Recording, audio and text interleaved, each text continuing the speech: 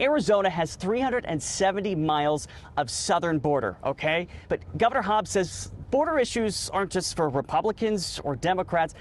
This is an Arizona issue, and she wants all sides to come together to try to tackle these issues. The question is, how much does that actually happen?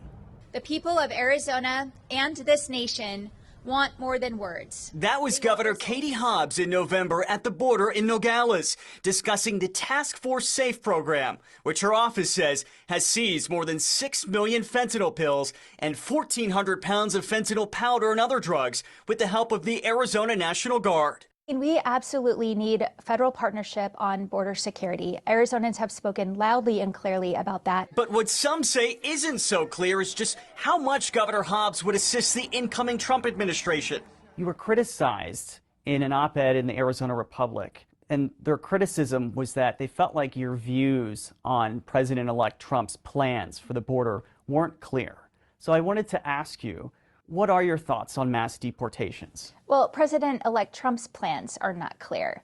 And so I'm very hesitant to respond to speculation and hypotheticals. He has been continuously murky on the details of what he actually plans to do, how he plans to carry this out.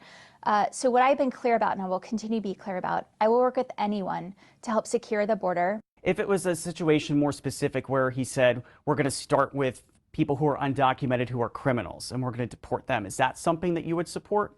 Well, again, I hesitate to respond to hypotheticals, but I think most people can get behind deporting people who are committing crimes, yeah. And it's not just mass deportations. The fate of dreamers also hangs in the balance.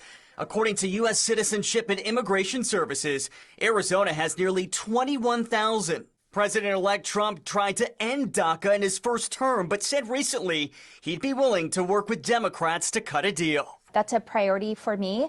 I've had the chance to meet with some of them in the office after the election. There's a lot of fear, and I am encouraged that he's interested in working to protect them. In the past, Governor Hobbs has even called out members of her own party, like President Joe Biden. Arizona needs to be prioritized. Telling me in January she'd give him an F when it comes to communicating about changes at the border. I will not hesitate to point fingers when I think that we're enacting something that's misguided and doesn't actually help to secure the border. I'm going to stand up for Arizonans. I'm going to ensure that we're not doing things that are harming the economy, that are killing jobs, that are hurting communities. And with voters approving Prop 314 in November, Governor Hobbs worries that some of these police departments that are already strapped are really going to feel the burden of having to take on more of an immigration enforcement role, but said ultimately voters approve this, and each city and each department is going to have to determine how much they actually devote resources to all of that. In the meantime, if you missed part one of my sit down with Governor Hobbs, and for an extended version of our interview, just head to the main page of abc15.com. Reporting here from the state capitol, Nick Saletti, ABC 15, Arizona.